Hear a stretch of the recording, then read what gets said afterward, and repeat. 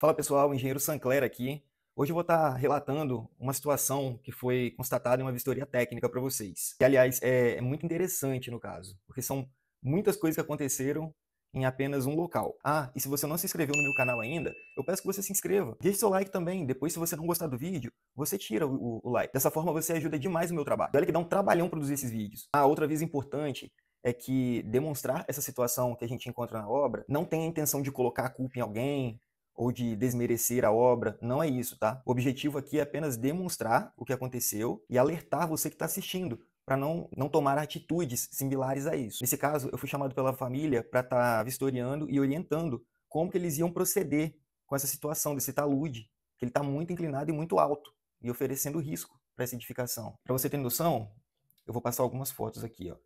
Essa é na vista lateral, aqui é olhando de baixo. Olha que, repara que o talude, ele é da altura da casa, mais alto que a casa, olha o telhado. Ou seja, aproximadamente 10 metros tem esse talude aí.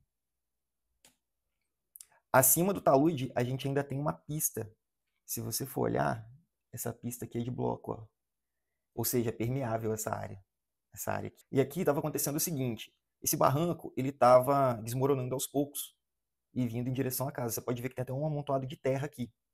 E aí o que eles fizeram? Essa família contratou um operador de máquina, de retroescavadeira. Como você pode ver, tem a marca dos dentes aqui, ó, da concha da máquina. Só que esse processo fez com que esse barranco, esse talude, no caso, ele ficasse mais inclinado ainda.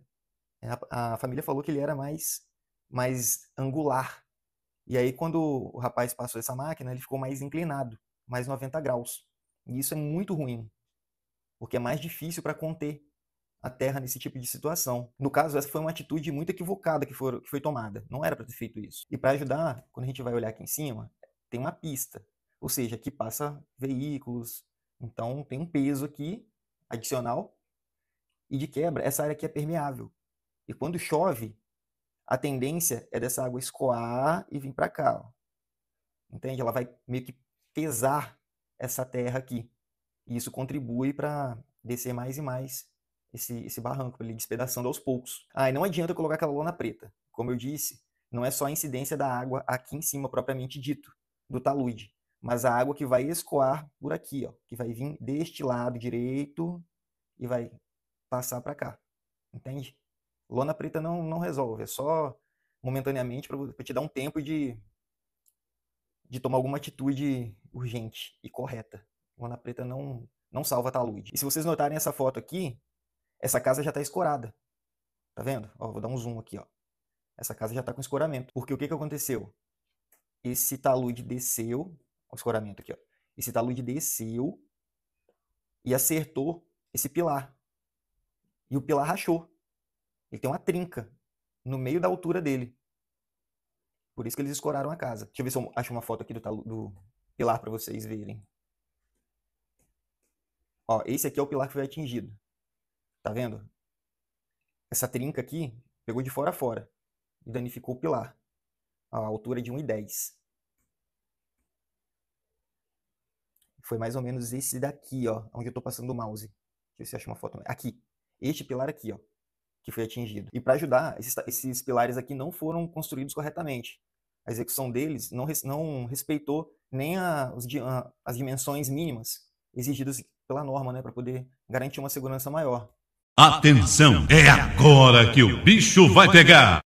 Inclusive, se vocês quiserem um vídeo sobre pilar, vocês comentem aqui embaixo, coloca a dúvida de vocês, porque tem muita gente que é teimoso e vai falar que eu tô errado, que sempre fez assim, mas se vocês quiserem eu posso estar fazendo um vídeo explicando os porquês. Tudo tem um porquê, gente. Não é o engenheiro que inventa moda, não é nada disso. Aqui, ó, a foto da dimensão do pilar. Esse pilar tem 10 centímetros aproximadamente, ó. Na dimensão mínima. Aqui o correto deveria ser 14 centímetros, no mínimo. E na outra dimensão ele tem 26. Poderia ser 26, se fosse 14. Poderia ser 30, depende do dimensionamento, né? Quanto que essa carga, quanto que esse pilar ia precisar resistir à carga aqui, ao peso da laje. E é nessa hora que tenho certeza que vai ter alguém comentando ou falando, porque constrói há mais de 30 anos e sempre fez pilar de 9, que na região dele todo mundo faz pilar de 9 e que nunca caiu. Bom, então a notícia é que você está construindo há 30 anos de forma errada. Então, aproveita esse vídeo aqui e começa a pensar, né, nas próximas, fazer da forma mais segura e da forma mais correta, conforme a norma manda. Tem que ficar claro aqui que não é porque a casa ela está de pé que está certo o que foi feito. Lembrando, mais uma vez, eu sempre falo isso aqui, a casa não cair é a premissa básica. Você faz algo para não cair. A questão é que você não pode correr o risco de que vá cair ou de que vá trincar. Você não pode ter esse. O investimento de uma casa é um investimento muito alto. Então esse risco você não tem o luxo de correr. A gente não tem o luxo. Até porque coloca vidas em risco. E de novo, se vocês quiserem, eu gravo um vídeo explicando essas dimensões mínimas, por quê, como que funciona um pilar. É só vocês deixarem aqui no comentário. Inclusive as dúvidas, caso vocês tenham. E tem outro erro, outro equívoco aqui executivo para mostrar para vocês. Dá uma olhada nesse pilar aqui. Olha isso. Quer dizer, esse pilar já tem a dimensão mínima. Não tem nem a dimensão mínima, né? Ele é um pilar de 9, vamos colocar assim. Um pilar de 9 centímetros. Então, qual que é o espaçamento que vai ter aqui para proteger essa ferragem? E aí, de quebra, lembrando que o mínimo de espaçamento é 3 centímetros, tá? De proteção. E aí tem essa calha jogando água aqui. Olha a situação que o pilar já está. Isso aqui, com certeza, em pouco tempo, esse aço já vai estar estourando. Porque ele já vai estar entrando em oxidação, ele não tem nada, não tem camada de proteção nele. E se você acha que acabaram os problemas, não, ainda tem mais. Essa família aqui estava preocupada em primeiro resolver a questão desse pilar, para poder tirar deste pilar aqui, que estava trincado, para poder retirar o escoramento e conseguir ficar lá em cima, despreocupado, com segurança. Então eu perguntei se eles tinham um projeto estrutural dessa estrutura. Eles falaram que tinha. E aí me passaram para eu dar uma olhada. E aí eu vou mostrar para vocês o projeto que fizeram para eles. Este daqui. Isso daqui é tudo, menos um projeto estrutural. Não tem informação nenhuma aqui. Olha isso. Tem o diâmetro das sapatas. E isso sozinho não me ajuda para nada. Não ajuda ninguém a nada, para falar a verdade. E aí, para vocês terem ideia, eu vou mostrar agora um projeto estrutural que eu fiz aqui no escritório, para vocês terem noção. Então, isso daqui é um projeto estrutural de uma sapata, por exemplo. Então aqui, ó, você tem o desenho do aço com as dobras dele, que vai ficar na base da sapata. Lembrando que as pontas ficam para cima nessa situação. Ó, 6 barras de 8 milímetros, com espaçamento de 20 centímetros. Ó, são 6 barras. Esse espaçamento aqui é de 20 centímetros. E na outra direção, são 7 barras de 8 milímetros, com espaçamento de 20 centímetros. Essa direção aqui. Ó. Aqui. Agora são as pranchas dos pilares. Ó. Só dos pilares são 1, 2, 3, 4, 5, 6, 7 pranchas. Só de pilares. Mas vamos lá. Aqui eu tenho informação do concreto. Ó. São um concreto de 30 MPa que a gente está utilizando. E aqui é o desenho de como que vai fazer essa montagem. Ó. Aqui é o arranque. Esse arranque, são 6 barras de 10 milímetros. Aqui embaixo, 1, 2, 3. E aí tem a parte do fundo. Né? Então, se você rotacionar, aqui a gente está vendo só uma face. Depois vem 6 barras de 10 milímetros. Aqui tem o transpasse. E vai montando o pilar, até chegar aqui em cima. Até chegar no final, no topo. E aqui a gente vê o corte de como que se faz o pilar. Olha o espaçamento aqui, ó, para proteger a barra de aço.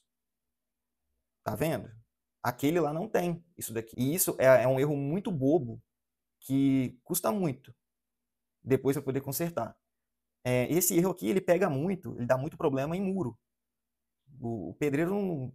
Quando o pedreiro vai fazer a obra sozinho, não tem engenheiro, a maioria não vai nem saber que existe esse espaçamento aqui para poder proteger o pilar. E nem o dono da obra. Por isso que é importante você contratar um profissional de verdade para fazer os serviços de estrutura da sua casa.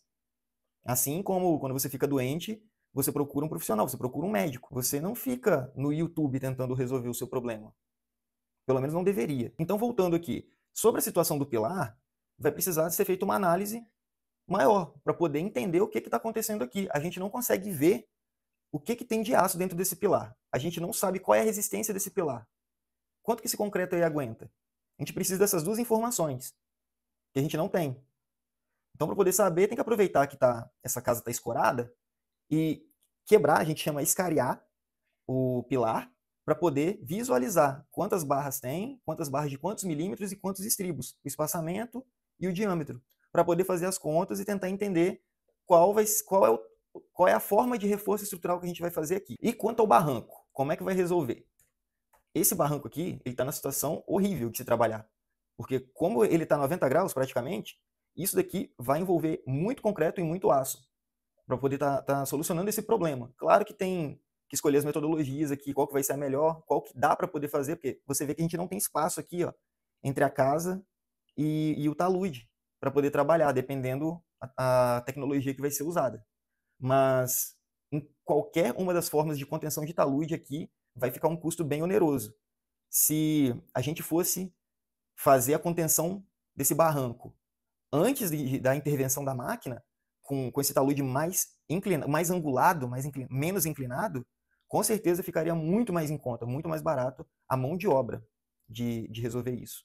O projeto não é tão caro não para resolver, a mão de obra é. Mão de obra, material. Por isso que eu sempre deixo claro, quando você vai comprar um terreno, foge de terreno que tem talude inclinado, tem talude 90 graus.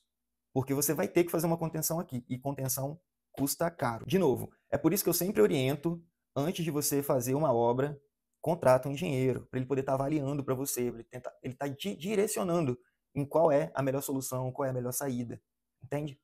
Dessa forma você não vai passar esse tipo de perrengue. Então é isso, pessoal. Espero que vocês tenham gostado desse vídeo. Fiz um formato diferente hoje, apresentando uma situação de obra. Vocês votaram muito, né? Eu coloquei uma enquete no Instagram, vocês votaram muito nas duas opções, nessa situação aqui e na vistoria que eu realizei no motel, que eu vou estar tentando fazer esse vídeo ainda essa semana e postando para vocês aqui no YouTube, ok? E não esquece de curtir esse vídeo, por favor. Já curte, segue o canal e manda esse vídeo aqui para aquele seu amigo teimoso que acha que vai resolver tudo, que sabe tudo, para ele não passar uma situação parecida com essa. Beleza? Fui!